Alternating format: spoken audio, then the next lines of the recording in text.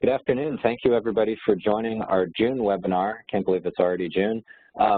Nominations are open for the 5th Annual Innovation Awards. They opened on June 1st and will close, as usual, December 31st. And so today's webinar is going to talk about the categories, the criteria, who all's involved, some examples of past winners, and some time to talk about tips on shaping a compelling application. We've got one of our star judges on today as well, Tim Kawahara from the UCLA Diamond Center, and he's going to share some of his perspective as well.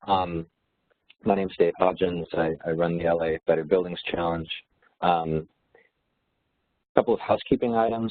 As usual, the webinar will be recorded and available on the website for a future reference or to share with clients or colleagues that weren't able to be on today. The lines will be muted just to keep things orderly, but there will be plenty of time for questions. So you can type those into the chat box, and I will get through those at the end of the webinar. We may not need the whole time today, but we should have plenty of time for questions. So the LABBC Innovation Awards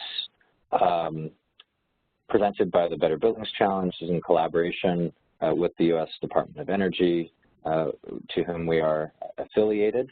And it's looking at energy and water, of course. And I'll go ahead and say it's the most prestigious sustainability award because of all the folks involved. And I'm really proud of the partnership that we enjoy with all of our collaborating organizations and judges. And what's also unique about this is it's focused specifically on energy and water and this concept of innovation. Innovation not just in terms of technology, which is what often comes to mind when you think innovation, you're thinking tech, but process and people, because it's people that are putting these projects together and organizations developing and committing to these goals and continuing to raise the bar. And so I'll get more into the criteria, and Tim will talk about his perspective as a judge looking at all these different things, but innovation in a very general sense around these specific metrics of energy and water performance. I mentioned the collaborating organizations, and this is really key. You see them listed here. I won't go into all of them, but the leadership of these organizations also participate as judges.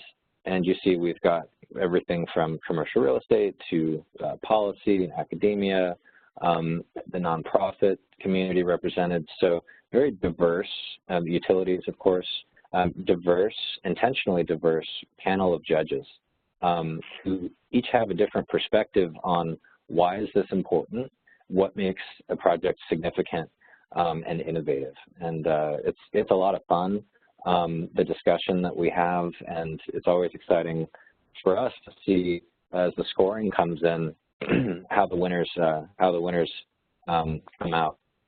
Every judge does have a different perspective, and that's what we want, and that's what makes it fun. So what do you get?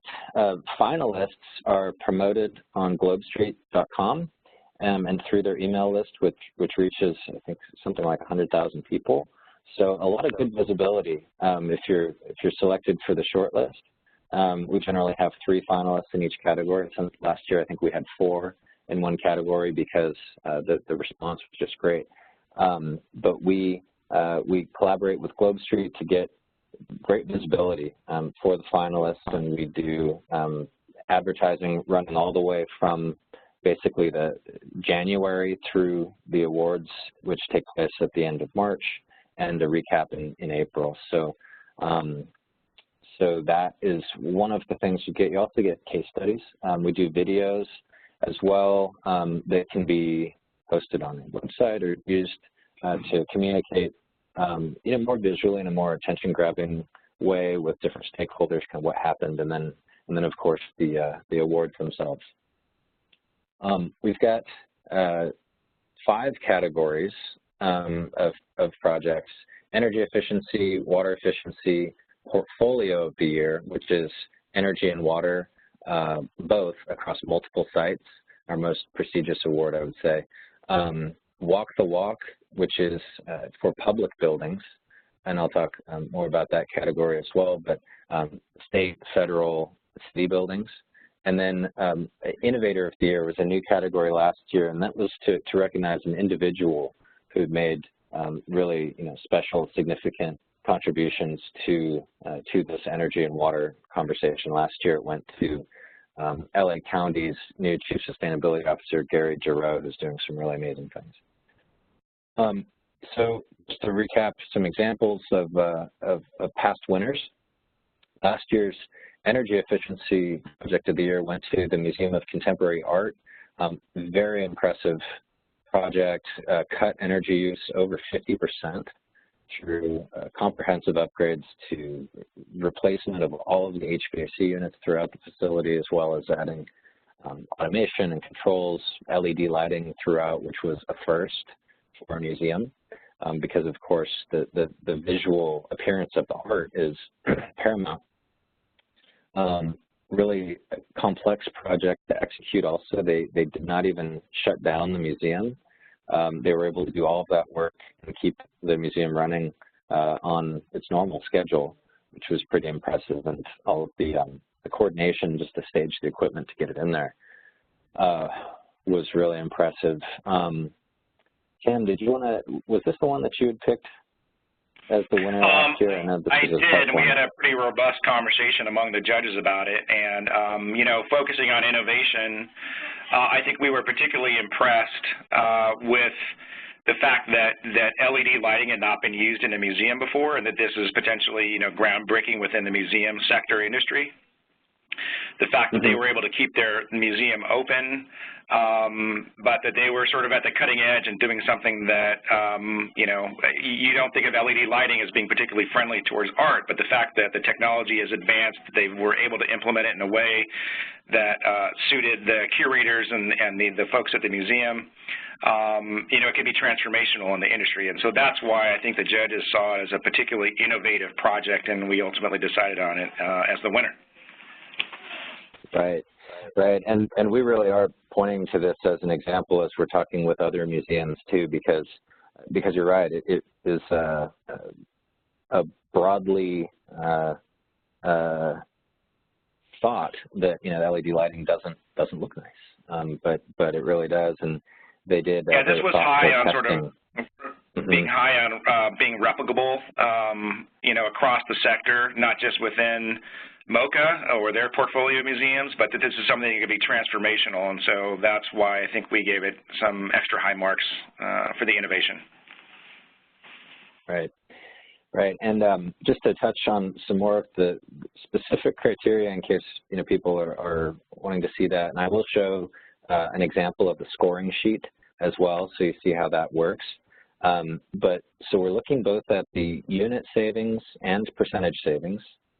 Since we can go back as far as 2009, that's a DOE rule, and then we look at Energy Star portfolio managers, the way of demonstrating the reductions over time, or if you purchased the property or took over more recently than 2009, we can go back to whenever that first year was that you took over the property.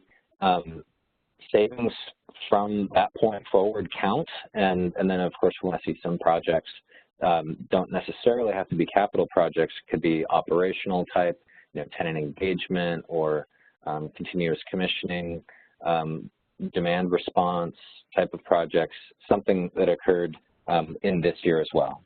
So for this next cycle, we'll be looking at projects that occurred prior to 2018, and also what did you do this year. The qualitative factors are also really important, though, as Tim was just talking about. What about this project is generalizable and could be transformational for an industry, or a slice of the industry, in this case, museums. But what is the organization-wide commitment? Has that been articulated? How do these projects line up with that? I think that's really important, so where you're headed and how are you measuring. market context, and what I mean by that is are the buildings already performing? For example, actually, I'll get to this one on a future one. But in their competitive set, how does this building look? Stakeholder engagement, that's both internal and external, working with partners. MoCA was a great example there of working closely with the utilities and also with their vendors to make sure they didn't miss anything and took full advantage of all of the incentives that are out there. They got over $500,000 worth of incentives from DWP for this project because they did a really good job of understanding the rebate process and choosing equipment that would qualify and then proving the performance. And so super important to do that. I think a great example of that. And then I talked about this concept of innovation, not just in technology, but in terms of execution, financing, or other aspects. And I think we'll get to some other examples of that as I go through more of the winners. But in this case, this project had kind of all of the above, innovative technology, as well as, or even particularly the execution, keeping the museum running, keeping the temperature and humidity where it needed to be while doing this comprehensive project that saved over 50%. Great example. Water is the other big category. We've been really, this one's been really fun. Lots of cool stuff happening, and we get lots of nominations in this category, which is great. Water is and will be a huge issue for us here in California and everywhere. The criteria are basically the same, except applied to water here. So unit savings, as well as percent, and we can go back again since to 2009 or since taking ownership. We also look at portfolio manager to substantiate those savings there, and same qualitative factors. So last year's winner, I think also a great example across the board, Cedars-Sinai Medical Center, huge savings, over 28 million gallons of potable water saved. As a percentage, though, that campus is huge, and hospitals use a lot of water. So I think as a percentage, it wasn't the highest of the projects that were shortlisted, but the number and units was big. And the project, I should note, was a groundwater reuse project where they're taking groundwater that's running under the facility that would traditionally just be treated and pumped down the sewer, but instead they're filtering it and using it as makeup water in their cooling towers. So using 28 million gallons a year of groundwater that would otherwise, they'd be using potable water for that. So really innovative and big, but again, it wasn't the biggest percentage reduction. And so, I don't know, Tim, did you want to opine on this one as well? I know this was another tough category. Yeah, sure. I think you'll probably get to the score sheet a little bit later. One of the interesting things with the score sheet for the judges, it allowed us to sort of weight the different categories. And so for this particular project, it was, the water savings was maybe not as much as some of the others, but the innovation and capturing groundwater. And I think what's particularly interesting to us as judges was that, this is a hospital, and obviously the standards for clean water are higher than within most buildings, and for a healthcare facility to be able to capture groundwater and use it within the facility, I think was, we found to be particularly innovative, and again, hopefully something that can be replicated across the healthcare sector. Right. And I will get to the scoring sheet so folks can see how that works. Portfolio of the year, most prestigious award, Brookfield took it last year. Very, very impressive, and I think their application was very strong. And I'll talk more about what they did there that worked well, and I think they're going to be in the mix again this year to defend their title. Portfolio is looking at multiple sites, obviously, and then energy and water. So this is really the coup de grace here. Other, qualitative factors, same thing. What I recall being particularly outstanding in terms of the qualitative factors was just the way that ownership works with the facilities teams, and they meet on a monthly basis, and all of the engineers really open and sharing ideas and technologies, what's working, best practices. Just that feedback loop was really, really impressive. And then their average Energy Star scores was over a 90. I think it was a 93 across their 8 or 9 buildings here in LA. Same thing, not necessarily the biggest unit or percent reductions, but that's because the buildings were already very efficient. And so that's why we factor in these qualitative notions around market context, et cetera. And so their average Energy Star score for their properties was the highest, but not necessarily the biggest, year-over-year reduction across the board. So, interesting. The judges looked at all of these factors and weighted them accordingly, and they emerged as a winner. Tim, I remember the other finalists last year, Douglas Emmett, really impressive, had a large number of buildings, but the scores weren't quite. I think they were in the high 80s, and then the other was Commonwealth, was fewer buildings, but also very high scores.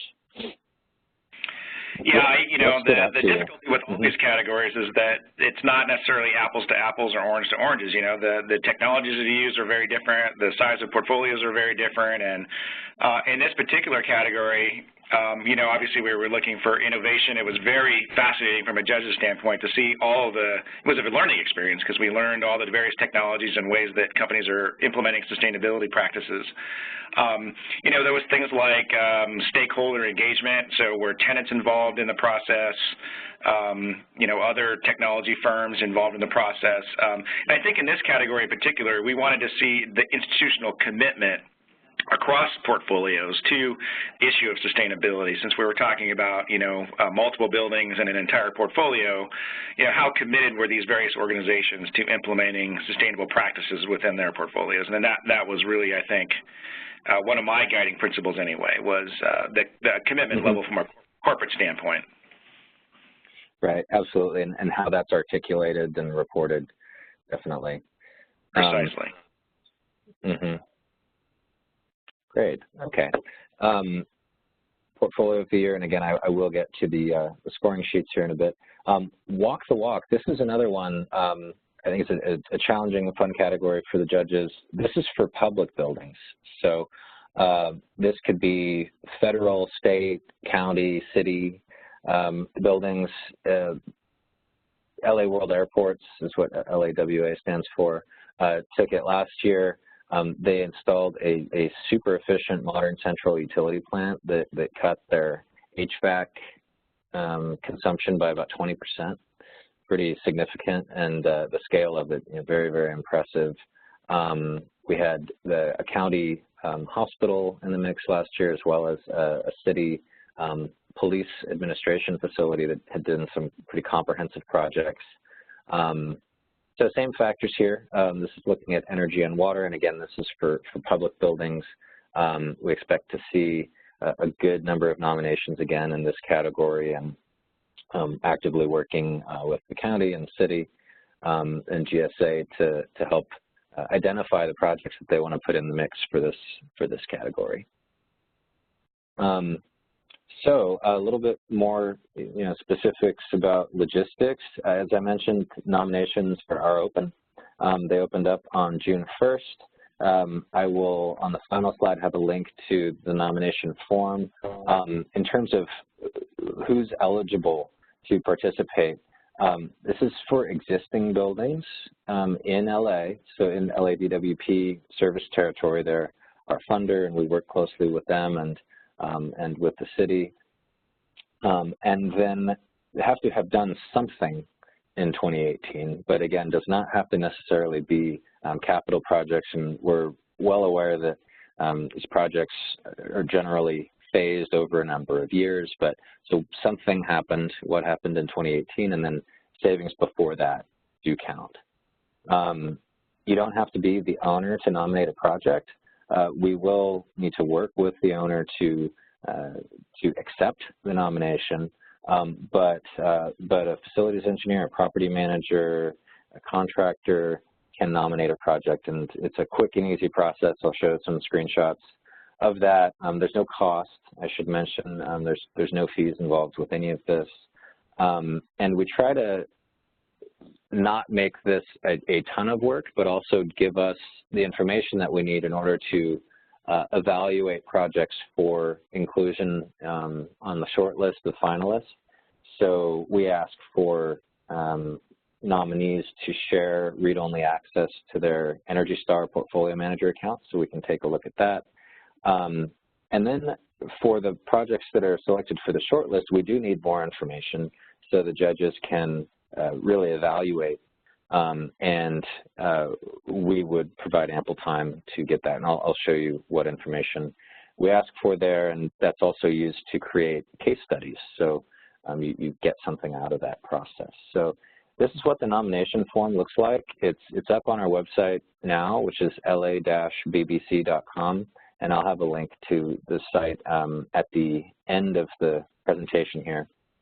But pretty quick, I mean, this is literally it. So the property owner, what's the property, points of contact so that we can follow up, and then very brief, as you see, it says 2 or 3 sentences just on projects initiated or completed in 2018, and then 2 or 3 sentences on what you've done before that. So with that, and with a look at the Energy Star data, we would select projects down for the list of finalists. So it's an easy process to get in the mix, and we like to see this continuing to grow year over year. It's been great. So we encourage people to nominate today. Contact us with any questions. If you are selected for the short list as a finalist, we ask some more questions, and these help the judges understand and evaluate the projects and to those qualitative points that are reflected in the scoring sheet. So we ask for more detail on specifically what projects you've done this year or in prior years, and in prior years, I should say. What are your goals? You know, how is that articulated? As Tim said, that's really important for us to understand. And then how do these projects align? Did you engage stakeholders? Tim mentioned with Brookfield, they get their tenants involved, which is really great. Who else was involved? You know, what partners were involved? How did the projects come together?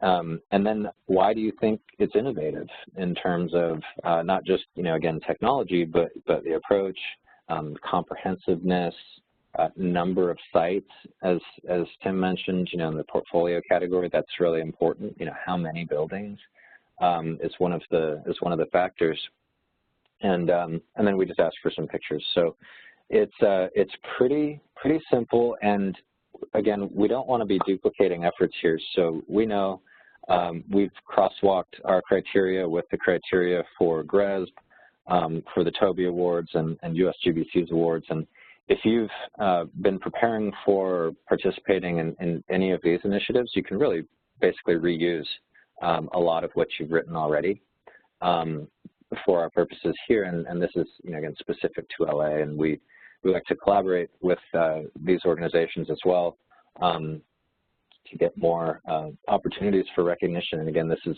distinct from these other awards because it does focus on this idea of innovation, and specifically on energy and water, where GRESB and TOBY's and USGBC also look at other factors like recycling, waste, things of that nature. So the sections that are relevant to energy and water and goal setting, tracking on those metrics, can really reuse that for the innovation, LABBC Innovation Awards.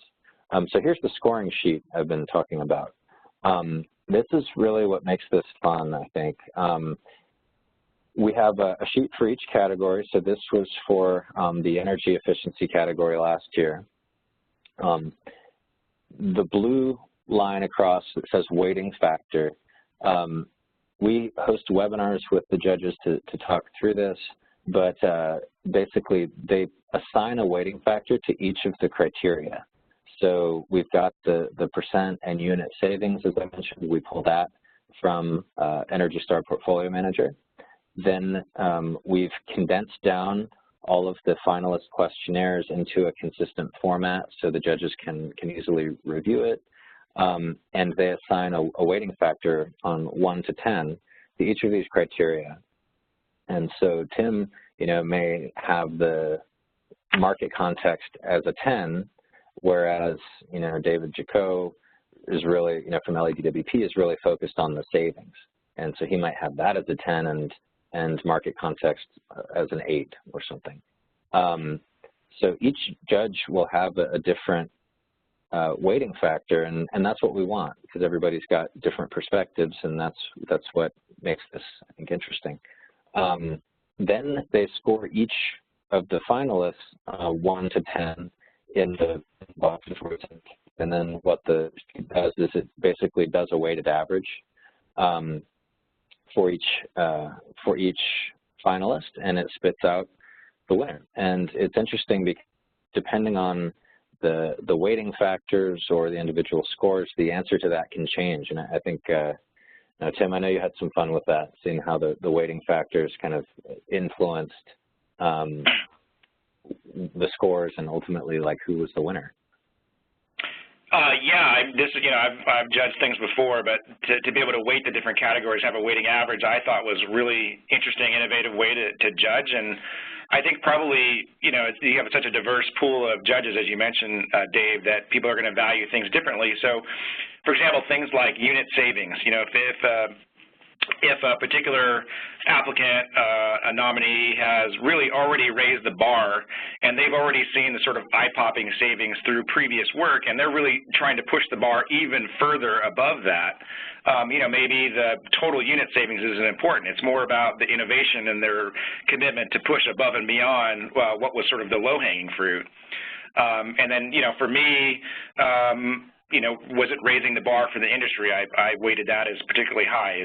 Can this be, again, an example for other companies and other portfolios or other energy-saving efforts within real estate companies? So, very interesting, fun way to do the scoring, I thought. Great. Thanks. Yeah, I think so too. And something we also do, and I didn't have a slide in here on it, is, sorry, did my phone cut off?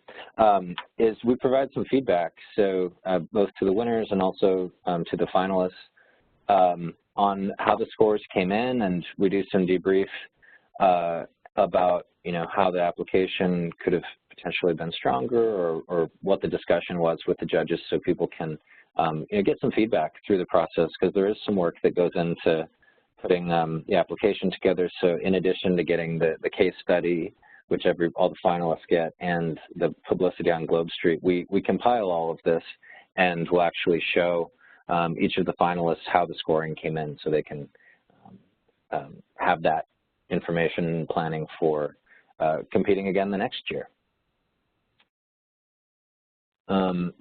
This is recapping, I guess, what you get as finalists, but we also run articles on Globe Street. We do press releases as well. It's getting picked up in LA Business Journal, LA Times as well. So it's a good opportunity for recognition. We collaborate with the mayor's office as well as the Department of Energy to get the publicity out to everyone's respective media lists.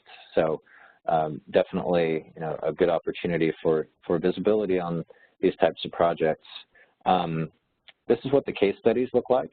They're pretty cool. We work with the Chamber of Commerce and their marketing department to put these together, and we work with the finalists and winners to put the content together.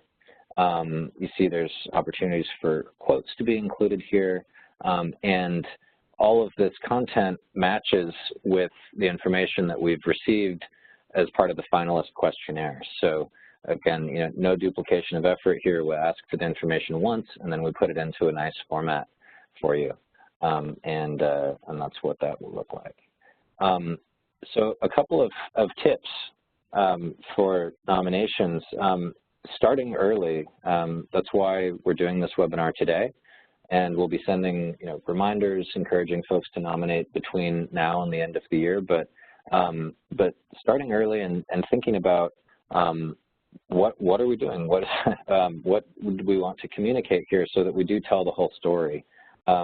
Sometimes we've had nominations come in kind of late in the process, and they're a little bit rushed, and they may be great projects, great companies, great organizations, but if they don't have time to kind of articulate or tell the whole story, the judges don't have enough to work with, and they're really maybe not being evaluated on all the merits of what they've done because we didn't have the information. So starting early, we'll work with you to help shape the application, to help understand your portfolio, what you've done, what you're planning to do, and what might be the best category to participate in. And we can provide feedback on the level of information that you're providing to us. We can spot any potential anomalies in the data. So please contact us sooner than later if you think this might be of interest for your organization, and we can help through the process. Another thing that I wanted to just reiterate was that it's not just about the 2018 reductions. It's about everything leading up to that. So, we want to know what have you done this year, and again, that could be around tenant engagement. It could be, operational type improvements or participation in demand response, as I mentioned. And then, what happened before that, and how does this all fit? And the qualitative factors are really important. As I showed on the scoring sheet, the judges and Tim was saying, that's really important, the way that they look at these things. So it's not just the savings, but the context for those savings. And again, starting early to help make sure that we're telling that story. You can recycle some content if you're going for GRESB or a TOBY or the USGBC's awards. So, but just to start pulling that together so it's not a rush, and then you'll have the best, the best possible evaluation from the judges. So I think that's the end of my presentation. The awards for next year, well, the awards for this year is always confusing to explain this. Will take place March 27th, 2019. Every year it's at the California Endowment. It's a beautiful facility here in downtown LA, LEED Platinum building. So the nomination period will close December 31st, and that gives us enough time to put together all of the content for the judges to do their scoring, as to produce the videos and everything. So that there is the link to nominate. Again, we encourage folks to get started early. Contact us if you have any questions about what's involved, and we're happy to help walk through the process. So I think we have time for some questions if there's any questions.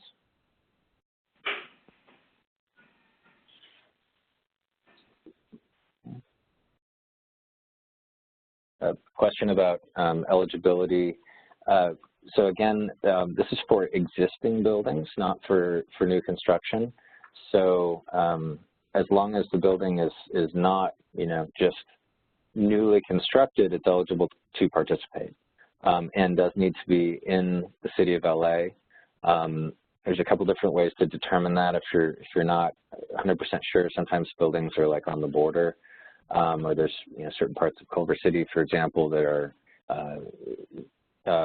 LADWP or Edison. So we just want to make sure that DWP is the electric service provider. Question about the case studies. The case studies are templatized. It looks like the example I showed that we did for Brookfield. And we always we'll share multiple drafts and adjust that and get sign-off before that is published. But yeah, the feedback's been really good on those. I think people seem to like them, and we put those up on the website, and you know, encourage our partners to share those.